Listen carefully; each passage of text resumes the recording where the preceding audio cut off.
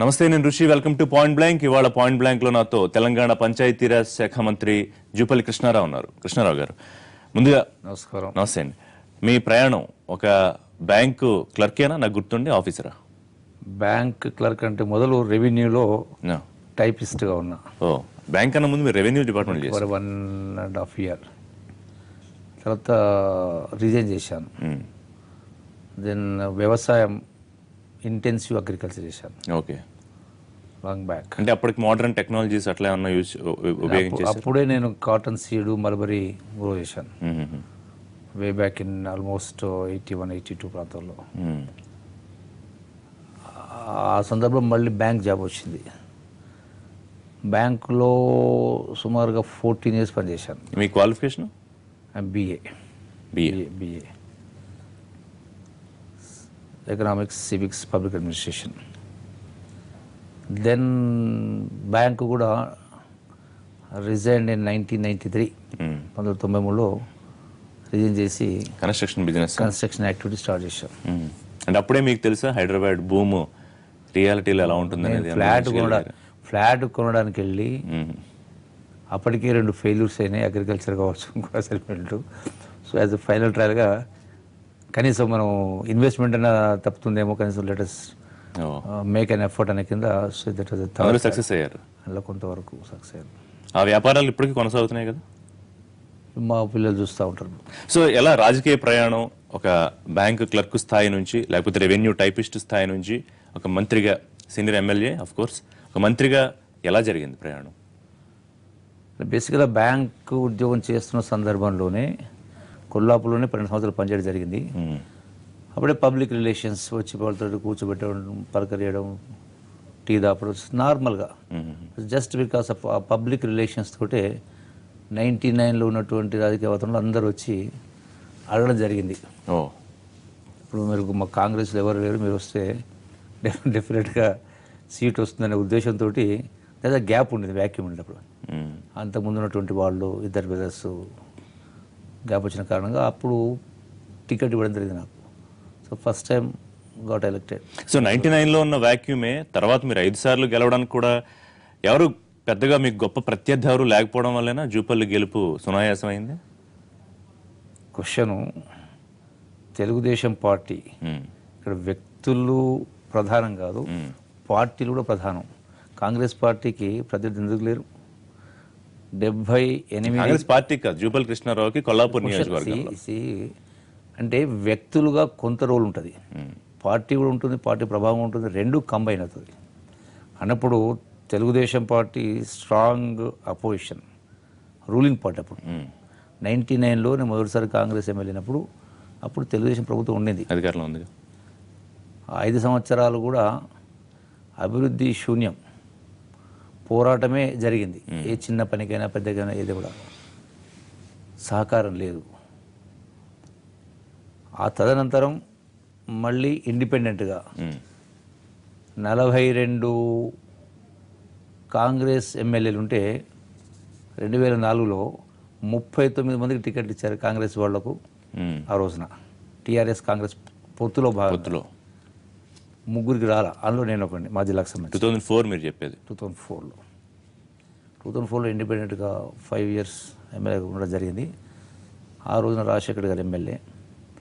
అంటే 2 పర్యాయాలు కూడా, మొదటిసారి ప్రతిపక్ష పార్టీలో ఉన్నాం, రెండవసారి ఇండిపెండెంట్గా ఉన్నాం. అయినా కూడా నియోజకవర్గ అభివృద్ధి కోసం ఆనాడు ఉన్నటువంటి గవర్నమెంట్, ఆనాడు ముఖ్యమంత్రి సపోర్ట్ తోటి కొంత ఇరిగేషన్ ప్రాజెక్టు ప్రయత్నం చేయడం జరిగింది. బట్ ఒకటేంటంటే,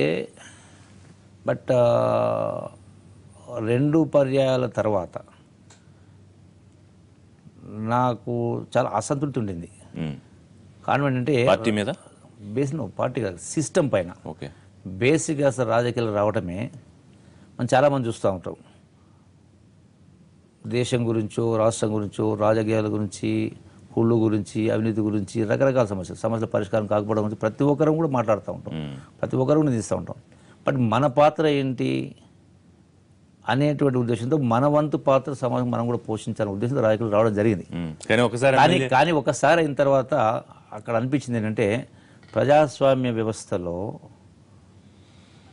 7 దశాబ్దాల స్వాతంత్రం తర్వాత కూడా కనీస అవసరాలు కూడా 5 సంవత్సరాలు శాసనసభ్యునిగా ఉండి 10 సంవత్సరాలు శాసనసభ్యుడిగా ఉండి కనీస అవసరాలు కూడా తీర్చలేని పరిస్థితి ప్రజలకు సంబంధించి.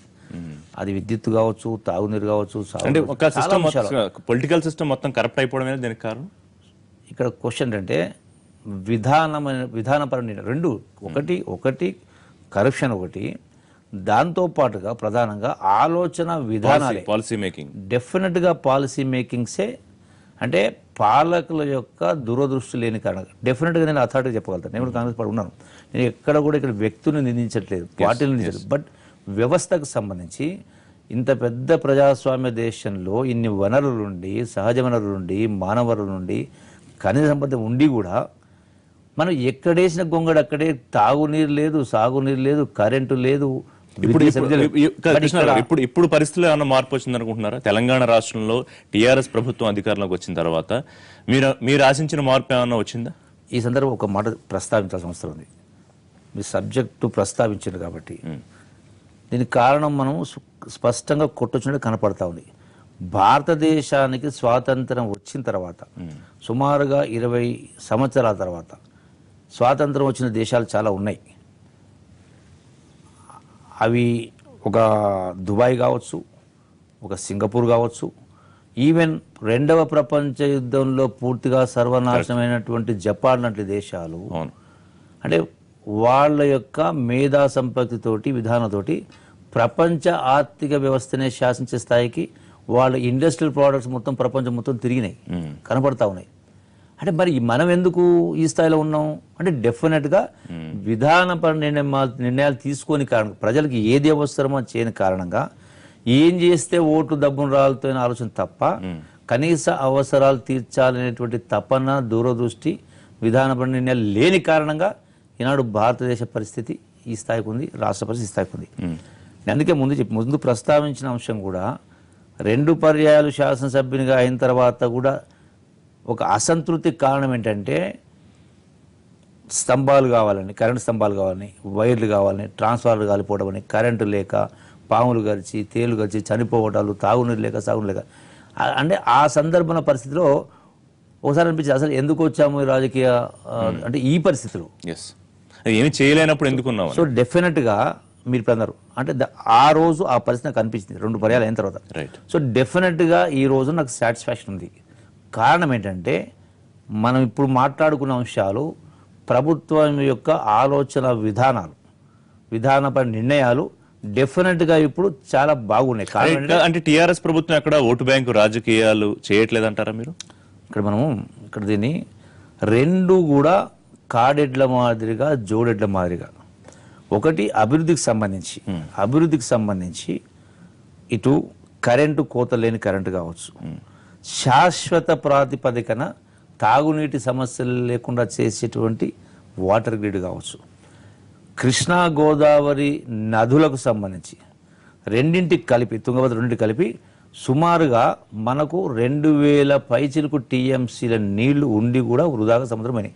2000 టీఎంసీ అంటే 2 కోట్ల ఎకరాల పారే నీరు ఉండి కూడా మనం ఉపయోగించుకోవాలి. సో ఈ రోజున మొత్తం కూడా పెండింగ్ ప్రాజెక్ట్ పూర్తి చేస్తూ, కొత్తగా ప్రాజెక్ట్ నిర్మాణం చేస్తూ 100% ఈ నదీ జలాన్ని ఉపయోగించుకునే కార్యక్రమం చేపడతా ఉన్నారు. కాబట్టి అంటే డెవలప్మెంట్ యాక్టివిటీస్. కాంగ్రెస్ పార్టీలో ఉన్నాను కాబట్టి, జాతీయ పార్టీ కాబట్టి పెద్దగా అవకాశం లేదని. టీఆర్ఎస్ ప్రభుత్వంలో 3 ఏళ్ళు మీరు పనిచేశారు కదా, పరిశ్రమల శాఖ, పంచాయతీరాజ్ శాఖకి మారక ముందు. సో ఈ 3 ఏళ్లలో మీరు ఏం సాధించారు మీ శాఖ పరంగా? డెఫినెట్గా అంటే గతంలో చేయలేంది మీ ఆలోచనలకు అనుగుణంగా ఎస్ ఇది నేను చేయగలిగాను అన్నది చెప్పండి. ఇక్కడ క్వశ్చను నేను అని కాకుండా ఒక వ్యక్తిగా కానీ, ఒక ప్రజాప్రతినిధిగా, ఒక మంత్రిగా అయినా ప్రభుత్వ పరంగా ముఖ్యమంత్రి గారి కారణంగా, ఆలోచన విధానం కారణంగా డెఫినెట్గా సాటిస్ఫాక్షన్, నాకు తృప్తి ఉంది. కారణం అంటే మీరు ఇప్పుడే అన్నారు పరిశ్రమల శాఖ మంత్రిగా అన్నారు. సో పరిశ్రమల శాఖగా మంత్రిగా నేను ఉన్నప్పుడు గౌరవ ముఖ్యమంత్రి గారు తీసుకొచ్చినటువంటి, అంటే వాస్తవంగా వారే ప్రవేశపెట్టడం జరిగింది ఇండస్ట్రియల్ పాలసీ. ఎటువంటి పాలసీ అది? భారతదేశంలోనే కాదు, నేను ఇండస్ట్రీ మినిస్టర్గా కొన్ని దేశాలు తిరిగిన, అమెరికాలోని చికాగో నగరం కావచ్చు, ఈవెన్ కాలిఫోర్నియా అనుకుంటా, స్టేజ్ నుంచి అడిగిన, అమెరికాలో జనన మరణాల సర్టిఫికేట్ ఇవ్వాలి అంటే మీకు ఎన్ని రోజులు పడుతుందో ఆ వేదిక నుంచి అడిగిన, మైక్లో అడిగిన. స్పాంటేనియస్గా వచ్చిన సమాధానం అంటే కనీసం 3-4 రోజులు పడుతుందని. మరి అటువంటిది మన ఇండస్ట్రియల్ పాలసీ 20 డిపార్ట్మెంట్ కోఆర్డినేట్ చేసి ఆ పారిశ్రామికవేత్త ఆఫీస్కి రావాల్సిన అవసరం లేకుండా, ఎవరిని కలవాల్సిన అవసరం లేకుండా ఆన్లైన్లో అప్లై చేస్తే 15 రోజులు ఆ సర్టిఫికెట్ వాళ్ళకి వస్తూ ఉంది. ఇంకొకటి ఇందులో మీరు సపోజ్ ఏదేని కారణం చేత ఒక్కరోజు ఆలస్యమైనా కూడా అది పర్మిషన్ ఇచ్చిన కింద ట్రీట్ చేస్తూ you can go head with your construction. That is a very good policy. కానీ nowhere in the country, nowhere in the world. కానీ క్రెడిట్ జూపల్ కృష్ణారావు ఖాతాలో పడలేదు. ముఖ్యమంత్రి గారి ఖాతాలో పడిందా, కేటీఆర్ గారి ఖాతాలో పడిందా? సో డెఫినెట్ గా అది ముఖ్యమంత్రి గారే దానికి రూపకల్పన చేసింది. రోడ్లు బాగున్నాయా తెలంగాణ గ్రామాల్లో? డెఫినెట్ గా రోడ్లకు సంబంధించి నేను పంచాయతీరాజ్ శాఖ, ఈరోజు పంచాయతీ శాఖ మంత్రి. గతంలో తెలంగాణ ఉద్యమ సందర్భంలో కూడా ఆనాడున్నటువంటి తెలంగాణ పంచాయతీరాజ్ శాఖ మంత్రి దగ్గరికి వెళ్ళి మాకు ఒక గ్రామానికి, ఎగ్జాంపుల్ నీ పేరు కూడా చెప్తా ఉన్నా, పాన్గల్ నుంచి షాగాపూర్ రోడ్డు కావాలంటే 3 సంవత్సరాలు తిరగాల్సి వచ్చింది. 1.5 కోట్ల రూపాయల రోడ్డు మంజూరు కోసం పైరవీ చేయాల్సిన పరిస్థితి. కానీ ఈ రోజున గౌరవ ముఖ్యమంత్రి గారు కేసీఆర్ గారు మీరు కూడా లంచం ఇచ్చారా ఏంటి అప్పుడు పైరవీలు చేయాల్సిన పరిస్థితి? నాకు ఆ అలవాటు లేదు, అవసరం ఫైట్ చేస్తే తప్ప. సో కృష్ణారావు లంచం ఎవరు, లంచం తీసుకోరా? డెఫినెట్గా నేను బ్యాంక్ ఉద్యోగం ఉన్నప్పుడే ఆ రోజున చిన్న స్కూటర్ యాక్సిడెంట్ అయితే, ఆ రోజున పోలీస్ ఇన్స్పెక్టర్ నాకు లంచం అయితే నేను ఏసీబీకి ఇచ్చి ఆ ఎస్ఐ. కాంగ్రెస్ పార్టీ పరిపాలనతో కంపేర్ చేస్తే ఇవాళ ముఖ్యమంత్రి కేసీఆర్ గారు టీఆర్ఎస్ ప్రభుత్వ పరిపాలన చాలా రెట్లు బెటర్గా ఉందనేది మీరు చెప్తున్న అంశం. అథారిటేట్గా డెఫినెట్గా చెప్తాను. 100% భారతదేశంలో అన్ని విషయాలలో, అభివృద్ధి విషయాలు అట్లాగే సంక్షేమ కార్యక్రమాలు. కానీ ప్రభుత్వ ఆలోచనలు ఎమ్మెల్యేలు సరిగ్గా ప్రజల్లోకి తీసుకెళ్లట్లేదా? సర్వేలు చేస్తే ఎమ్మెల్యేలకు మార్కులు ఎందుకు సరిగ్గా రావట్లేదు? అంతా ఆల్ వెల్ అనుకుంటే కనుక ఇక్కడ ఏదో 4-5కి ర్యాంకులు బాగా వచ్చాయి, మిగతా వాళ్ళకి క్లాసులు పేకాల్సిన పరిస్థితి. ఇక్కడ సర్వేలు చేయించడం మూలాన కొందరికి మార్కులు రాలే అంటూ ఉన్నారు. సర్వేల కంటే ముందే, సర్వేలు చెయ్యక ముందే జరిగినటువంటి ఉప ఎన్నికలు, ఎన్ని ఉప ఎన్నికలు జరిగినాయి? Parliament election, municipal elections. అంటే ప్రతి ఎన్నికల్లో కూడా ప్రతిపక్ష పార్టీలు ఒక్కొక్కటి పోటీ చేసినా, అన్ని కలిసి పోటీ చేసినా కూడా ఎక్కడ కూడా టీఆర్ఎస్ పార్టీ పోటీ ఇవ్వలేదు. ఈ పరిస్థితి మీరు ముందే ఊహించారా కృష్ణారావు గారు? 2011లోనే మీరు ఒక విజన్ మీకు ఉందా? తెలంగాణ వస్తుంది, టీఆర్ఎస్ అధికారంలోకి వస్తుంది, అందుకే మీరు అప్పట్లోనే చాలా తెలివిగా సేఫ్ జోన్లోకి వచ్చారా?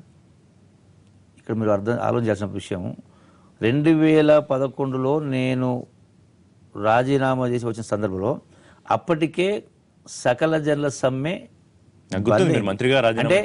అంటే తెలంగాణ ఉద్యమం అయిపోయింది, నేను అణిచేసిన కిరణ్ కుమార్ అన్నాడు. ఎవరన్నా అనుకున్నారా తెలంగాణ వస్తుందని? ఎవరికైనా ఆశ ఉండిందా? కానీ తెలంగాణ వస్తుందా రాదా అంశం కంటే ఒక ప్రజాప్రతినిధిగా ప్రజల పక్షం తెలంగాణ వహించి, తెలంగాణ ఇప్పుడు తప్పితే ఇంకొకసారి రాదు, మన వంతు పాత్ర పోషించాలి, మనం విద్యార్థులకు ఇచ్చిన మాట నిలబెట్టుకోవాలి, మీరు ఆత్మహత్యలు చేసుకోవద్దు, ఉద్యమంలో మా పదవులు వదిలిపెట్టి ముందుంటామని చెప్పిన మాట కట్టుబడి ఒక ప్రజాప్రతినిధి మన బాధ్యత అదే. తర్వాత మీరు పట్టించుకోలేదు ఆత్మహత్యలు చేసుకున్న కుటుంబాలని? 1100 లెక్క చెప్పారు, తర్వాత 700 అన్నారు, తర్వాత 480 అఫీషియల్ లెక్క చెప్పారు. వాళ్ళ కుటుంబాలను పూర్తిగా పట్టించుకోలేదు. ఆనాడున్నటువంటి ప్రభుత్వం ఇచ్చినటువంటి రిపోర్ట్స్ ప్రకారం, లెక్కల ప్రకారం సరే కేసెస్ రిజిస్టర్ కావడం, రకరకాల అంశాలు ఉంటాయి.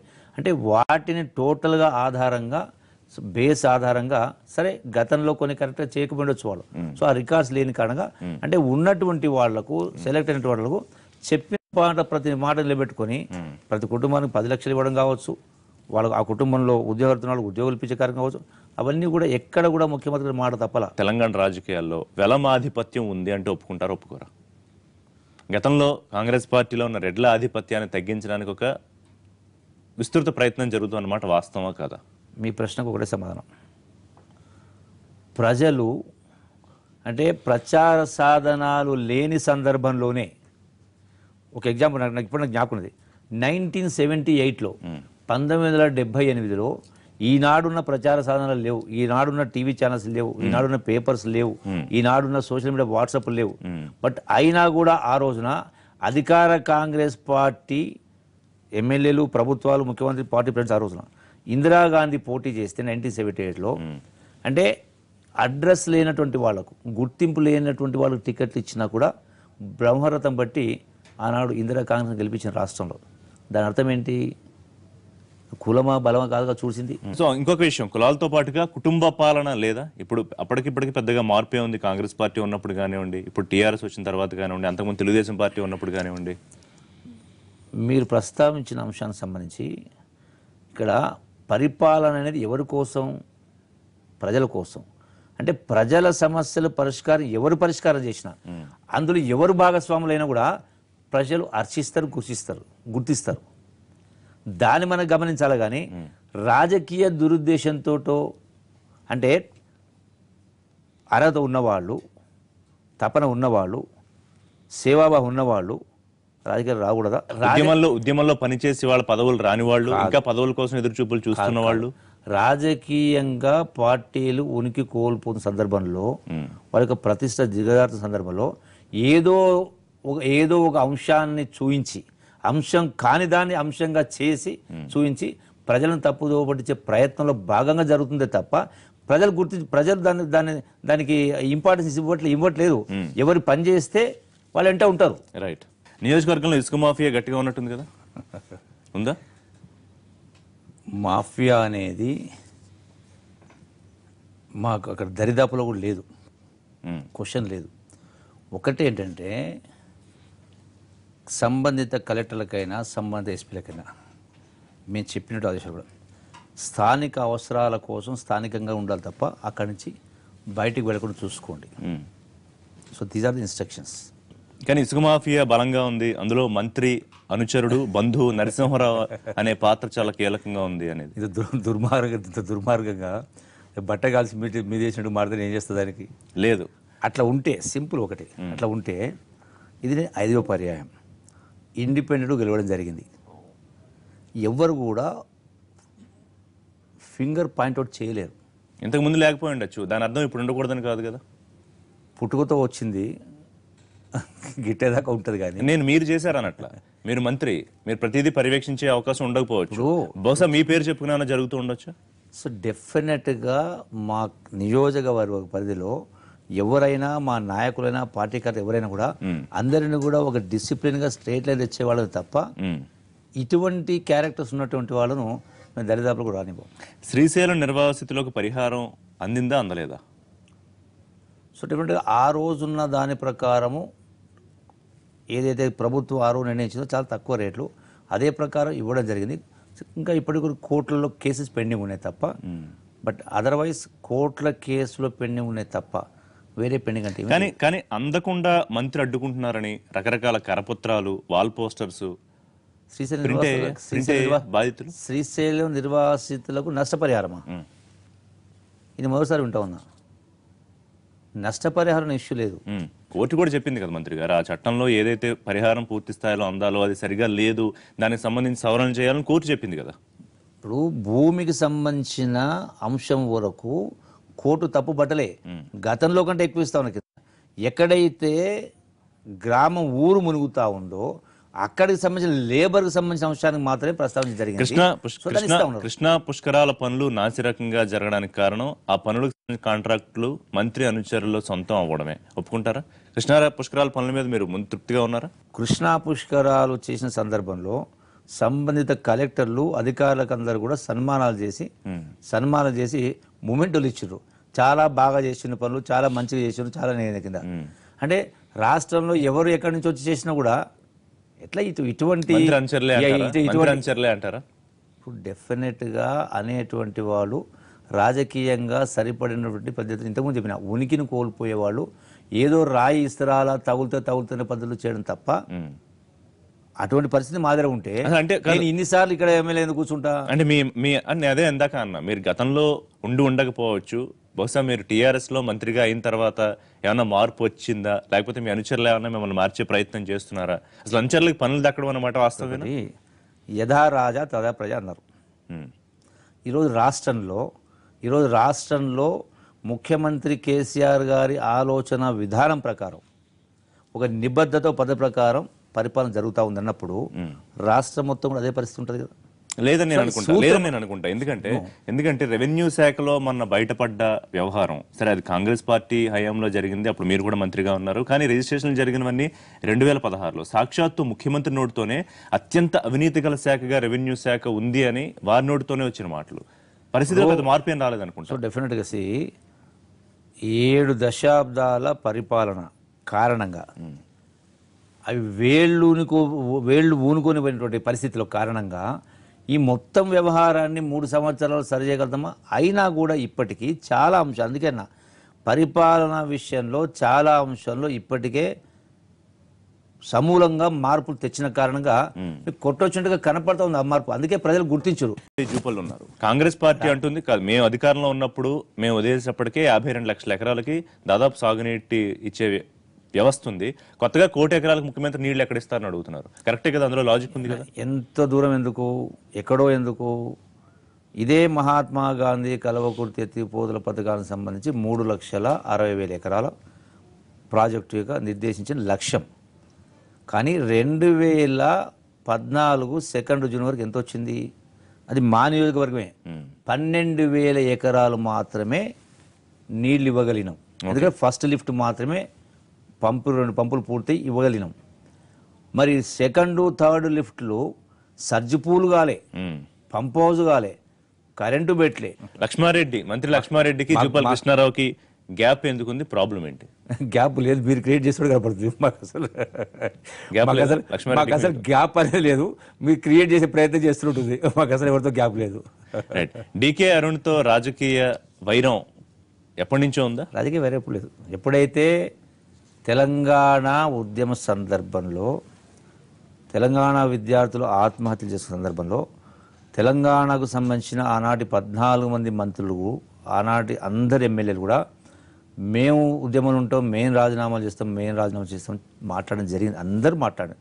ప్రతి సందర్భంలో ఎవరో ఒక దగ్గర కాదు 100 సార్లు 100 స్థానాల్లో అందరూ మాట్లాడడం జరిగింది. ఎప్పుడైతే విద్యార్థులు ఆత్మహత్య చేసుకుంటున్నప్పుడు వచ్చిన తెలంగాణ రాష్ట్రం రావడానికేమో 60 సంవత్సరాలు పట్టింది. వచ్చిన తెలంగాణ ఎనికిపోవడానికి 13 రోజులు పట్టింది. December 9th వస్తే 23 పెరిగిపోయింది. అప్పుడు విద్యార్థులు డబ్బడబ రాలిపోతా ఉంటే, చనిపోతా ఉంటే, ఆత్మహత్య చేసుకుంటారు. అప్పుడు డెఫినెట్ గా అప్పుడు మేము చెప్పినాం, మీరు ఆత్మహత్య చేసుకోవద్దు, మేము ఉద్యమం పదవులు వదిలేస్తే మేము ఉద్యమం ముందని చెప్పినాం. చెప్పిన మాట కట్టుబడి రాజీనామా చేసి పాదయాత్ర సందర్భంలో మాత్రమే అక్కడనే ఆ విభేదం వచ్చి పోనివనే పరిస్థితిలో వచ్చింది తప్ప దాన్ని కూడా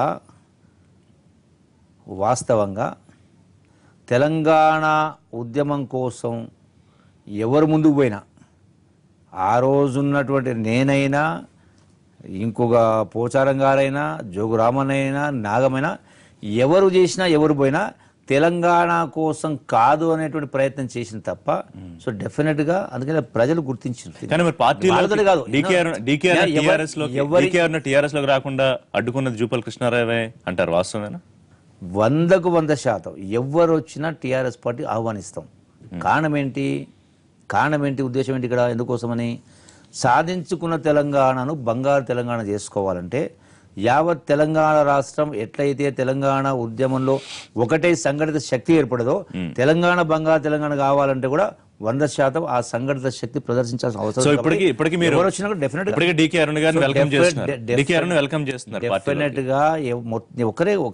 అరుణ్ కాదండి, ఈవెన్ ఉత్తమ్ కుమార్ వచ్చినా వెల్కమ్ చేస్తాం. మంత్రి రాష్ట్రంలో సర్పంచులను సస్పెండ్ చేస్తున్నారు, సొంత పార్టీ సర్పంచులను కూడా. అసలు ఎవరిని ఉండనిచ్చేలా లేరు చివరికి అనేది మీ మీద విపరీతంగా సర్పంచుల నుంచి వస్తున్న ఒక ఆగ్రహ జ్వాలలు. కరెక్టేనా? సస్పెండ్ జరుగుతున్నాయి. సస్పెన్షన్ మీరే అన్నారు. ఇప్పుడు గ్రామీణాభివృద్ధి, గ్రామాలు అంటే స్వచ్ఛ భారత్, స్వచ్ఛ తెలంగాణ కావాలన్నప్పుడు 8,000 మంది సర్పంచెస్ ఉన్నారు. కొందరు సర్పంచ్లకు అవార్డులు ఇచ్చినాం, దేశ స్థాయిలో ఇచ్చినారు, రాష్ట్ర స్థాయిలో ఇస్తాను, జిల్లా స్థాయిలో ఇస్తున్నాం. మరి దీనికి నువ్వు ప్రస్తావించట్లేదు. అది ఎవరైనా సరే తప్పు చేస్తే తప్పు అంటావు. ఒత్తిడి రావట్లేదు, ఒత్తిళ్లకు లొంగేవాడిని కాదు. నాకు ప్రజాకోణంలో ఏది కరెక్ట్ అనిపిస్తే, న్యాయంగా ఉంటే న్యాయం ప్రకారం పోతుంది తప్ప అది ఒత్తిళ్లు తలుగు ఇంకోటి చేసేవాళ్ళం కాదు. రైట్. రాజకీయ వారసుడు జూపల్లి అరుణ ఎవరు లేదు. ప్రజలే వారసు తప్ప ప్రజలే లేదు మొత్తం గ్రౌండ్ మొత్తం జూపల్లి అరుణ్ కి గ్రౌండ్ సెట్ అయింది 2019 ఎన్నికలకి. Let me question. 2019 ఎన్నికలకి డీలిమిటేషన్ జరిగితే తండ్రి తనయులిద్దరికి సీట్లు లేకపోతే అరుణ్ కి సీట్ అడుగుతున్నారు, వాస్తవేనా? ఇక్కడ క్వశ్చన్ ప్రజలు కోరుకున్నంత కాలం, ప్రజా సమస్యల పరిస్థితి, ప్రజల అభిమానం చూరగొన్నంత కాలం వాళ్ళే ఉంటారు తప్ప వీళ్ళు వాళ్ళని కాదు కదా. కానీ బ్యాంకులో వ్యవహారానికి సంబంధించి ఒక ఇష్యూ డిస్ప్యూట్ ఏమన్నా ఉందా అరుణ్? చెప్పండి. ఒకటి ఇప్పుడు వ్యాపార పరంగా నేను కూడా అప్పు చేసిన, ఎప్పుడు రాజకీయ రాకముందుకి ఎల్ఐసి హౌసింగ్ ఫైనాన్స్ లిమిట్లో కూడా 2 కోట్ల రూపాయలు లోన్ తీసుకొని ప్రాజెక్ట్ కట్టినాం అమీర్పేటలో. దాన్ని రీపేమెంట్ చేసినాం. తర్వాత ప్రుడెన్షియల్ బ్యాంకులో లోన్ తీసుకున్నాం, 6 కోట్లు తీసుకుని 14 కోట్లు కట్టినాం. అంటే కన్స్ట్రక్షన్ పరంగా, బిజినెస్ పరంగా ఎవరైనా బిజినెస్ ఉండాలి. ఇప్పుడు అప్పు చేయొచ్చు కానీ తప్పు చేయలే కదా. అప్పు చేసి బ్యాంకులు ఉన్నది ఎందుకోసం? డిపాజిట్ పెట్టుకుంటే లోన్ ఏదో వివాదం అయిందా? అప్పులు తీసుకున్నారు కట్టలేదు అనేది ఎందుకు వచ్చింది అరుణ్ మీద? డెఫినెట్గా నాకు అర్థం కాల. బిజినెస్లో అప్పులు తీసుకోవడం, అప్పులు కట్టడం సహజం. ఆయా పరిస్థితులను బట్టి బిజినెస్ పరంగా లాభాలు రావచ్చు, నష్టాలు రావచ్చు. It's a continuous process.